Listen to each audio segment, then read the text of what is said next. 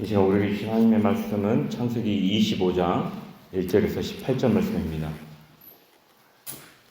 제가 가진 성경으로 구약 33면에 있습니다. 창세기 25장 1절에서 18절 한 절씩 교독하겠습니다. 아브라함이 후처를 맞이하였으니 그의 이름은 구드라라.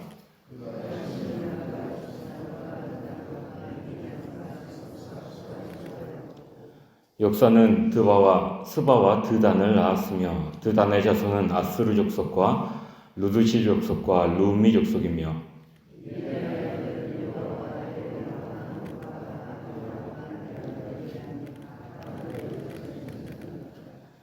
아브라함이 이삭에게 자기의 모든 소유를 주었고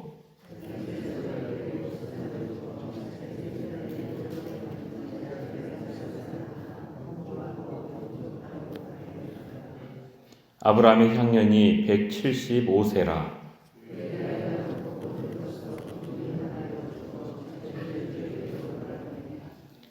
그의 아들들은 이삭과 이스마엘이 그를 마므레 앞 해족속 소알의 아들 에브론의 밭에 있는 막벨라 굴에 장사하였으니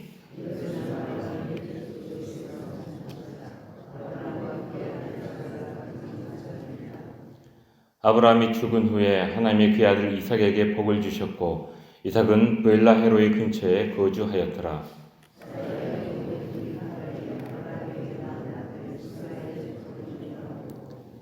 이스마엘의 아들들의 이름은 그 이름과 그 세대대로 이와 같으니라. 이스마엘의 장자는 느바요시요 그 다음은 게달과 아프엘과 밉삼과 하닷과 데마와 여둘과 나비스와 게드마니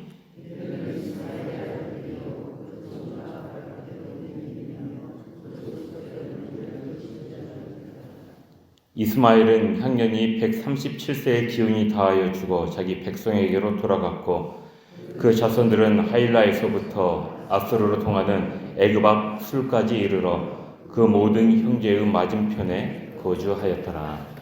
아멘. 오늘 말씀은 아브라함의 세 여인 사라와 그리고 하갈 또 구드라를 통해서 얻은 후손과 그의 죽음에 대해서 언급하고 있습니다. 1절에서 6절은 아브라함과 그의 후처인 구드라 사이에서 태어난 6 아들들과 그들의 후손에 대해서 기록을 하고 있고요. 그리고 7절에서 11절은 아브라함의 죽음과 그를 장사지는 일을 기록을 하고 있습니다.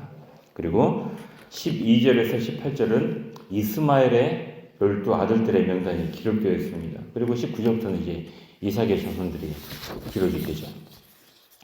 아브라함의 이름이 처음 등장한 곳은 창세기 11장입니다.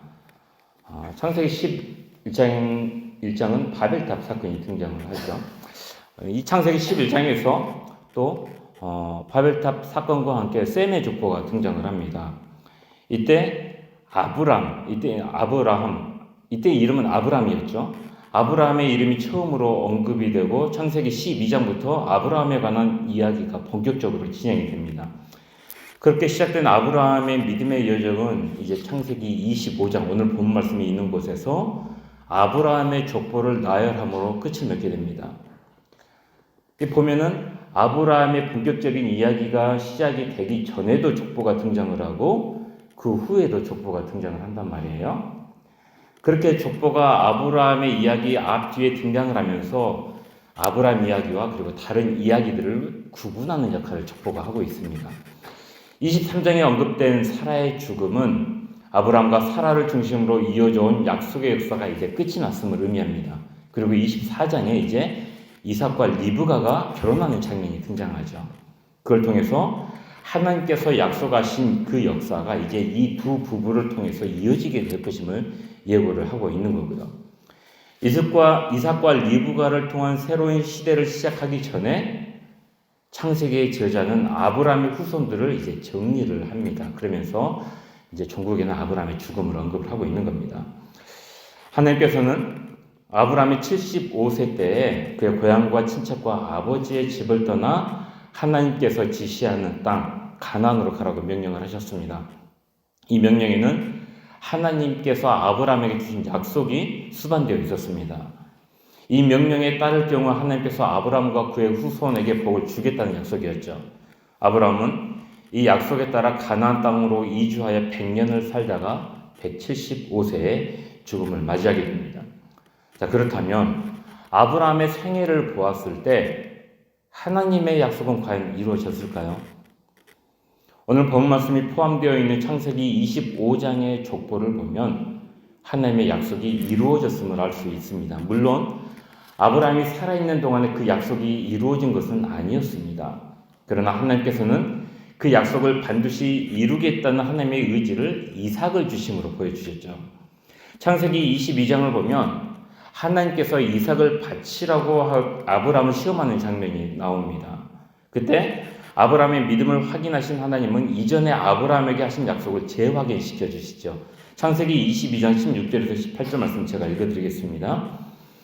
이르시되 여호와께서 이르시기를 내가 나를 가리켜 맹세하노니 네가 이같이 행하여 내 아들 내 독자도 아끼지 아니하였은즉 내가 내게 큰 복을 주고 내 씨가 크게 번성하여 하늘의 별과 같고 바닷가의 모래와 같게 하리니 내 씨가 그 대적의 속문을 차지하리라. 또 내 씨로 말미암아 천하 만민이 복을 받으리니 이는 내가 나의 말을 준행하였음이니라 하셨다 하니라 라고 말씀합니다.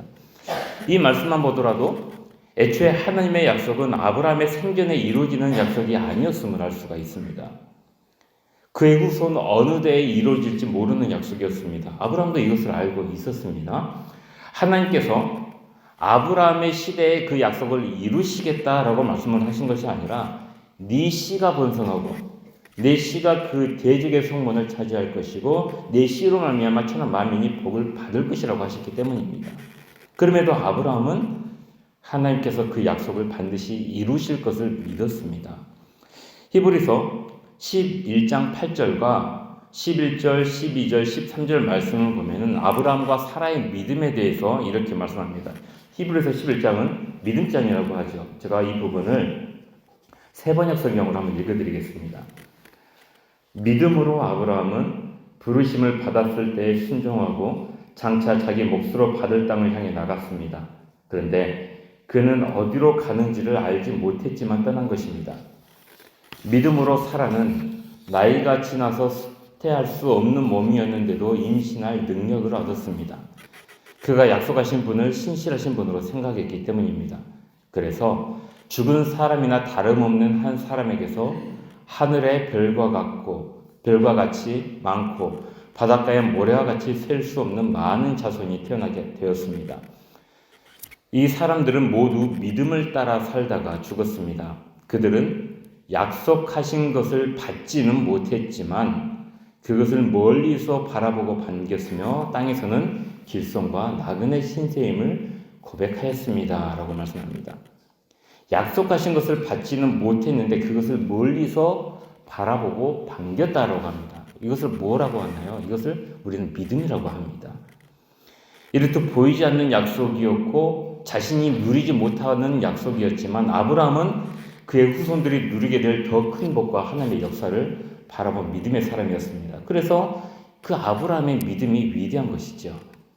이렇게 보면 아브라함의 인생은 친히 하늘의 미랄이 되어 땅에 심겨진 인생이었음을 우리는 깨달을 수가 있습니다. 그 미랄이 썩어져 크게 세 줄기로 자라나게 됩니다. 한 줄기는 후처인 그두라를 통한 6자손들입니다. 이들은 동방에 거주하게 되죠. 또 한 줄기는 하갈을 통한 이스마엘의 12자손들입니다. 그리고 가장 작아 보이지만 가장 거대한 한 줄기는 이삭과 야곱과 12지파로 이어지는 자손들입니다. 이 세 줄기는 모두 엄청난 열매를 맺게 됩니다. 그리고 결국 하나님의 약속대로 이삭의 씨를 통해 예수 그리스도가 태어나게 되고 그로 인해 온 천하 만민이 구원의 복을 받게 됩니다. 우리 성도님들, 우리가 바라보는 하나님의 약속은 보이지 않는 경우가 훨씬 더 많습니다. 보이지 않지만 그럼에도 그 약속이 이루어질 것을 믿는 것이 믿음이죠. 그래서 믿음은 바라는 것들의 실상이요 보이지 않는 것들의 증거라고 합니다. 아브라함에게는 이러한 믿음이 있었습니다. 우리는 나에 대해 가능한 한 빨리 눈에 보이는 하나님의 약속이 이루어지기를 바랍니다. 그리고 그것을 믿으려고 하죠. 그러나 성경은 그것을 믿음이라고 말씀하지 않습니다. 우리는 아브라함의 죽음과 그 뒤에 이어지는 이삭의 족보를 통해 아브라함의 믿음이 끊어지지 않고 이삭에게 계승되고 있고 하나님의 약속 또한 계속해서 이루어지고 있는 사실을 확인할 수 있습니다. 지금은 아니지만 나중에라도 하나님께서 이루실 그것을 바라보며 확인 버튼을 누를 수 있는 것이 믿음입니다. 이 믿음이 저와 여러분에게 있기를 바랍니다. 아브라함의 믿음과 하나님의 약속이 이삭에게 계승되었듯이 우리가 하나님의 부르심을 받게 될 때 나의 믿음이 우리 자녀들에게 계승된다라고 생각을 한다면 우리는 앞으로 우리에게 주어진 믿음의 날들을 결코 소홀히 할 수 없을 것입니다.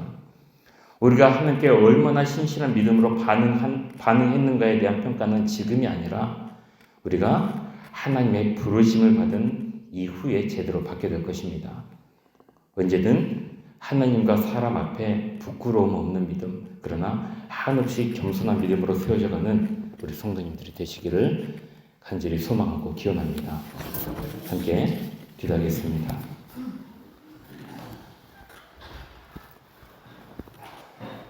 사랑과 은혜 하나님, 하루의 시작을 말씀으로 하게 하시니 감사합니다. 아브라함의 죽음을 보며 그의 인생이 하나님과 그의 자손들 앞에 부끄럽지 않은 인생이었음을 깨닫습니다. 우리 역시 아브라함처럼 보이지 않는 하나님의 약속을 바라볼 수 있는 믿음을 갖게 하여 주시고 하나님과 사람 앞에 부끄러움 없는 믿음으로 그러나 한없이 겸손한 믿음으로 세워져 가게 하여 주옵소서. 그리하여 주님의 부르심을 받기 전에 그 귀한 믿음의 유산을 우리 자손들에게 잘 전수할 수 있도록 인도하여 주옵소서. 이 시간 우리 주님께 마음을 올려드립니다. 올려드리는 그 손길과 마음과 기도의 제목을 하나하나 다 기억하여 주시고 우리 주님께 가장 좋은 것들로 응답하여 주옵소서. 여러 가지 질병으로 괴로워하고 아파하고 힘들어하는 성도들이 있습니다. 또한 각자가 처한 상황에서 여러 문제 해결을 위해 기도하는 우리 성도님들이 있습니다. 그 모든 육신의 연약함과 질병이 떠나가게 하여 주시고 나음을 받게 하여 주시고 치유받을 수 있도록 주여 인도하여 주옵소서. 또한 성도들의 여러 가지 삶의 문제가 주님 안에서 해결함을 받을 수 있도록 도와주옵소서. 자녀의 아픔과 고운을 놓고 기도하는 우리 부모님들이 있습니다. 그 간과 눈물을 기억하여 주시고 그 기도가 반드시 응답받을 수 있도록 주님의 은혜를 더하여 주옵소서. 계속해서 담임 목사님 청빙을 놓고 기도합니다. 하나님 앞에 합당하고 또 하나님을 사랑하고 성도들을 참으로 사랑하는 참 귀한 목사님 보내주셔서 모든 성도들이 기쁨과 감사함으로 신앙생활을 이어갈 수 있도록 주여 함께하여 주옵소서. 우리나라를 불쌍히 여겨주옵시고 이 나라의 주님의 정의와 공의와 상식과 질서가 올바로 세워지게 하여 주옵소서. 감사드리며 우리 주 예수 그리스도의 이름으로 기도합니다. 아멘.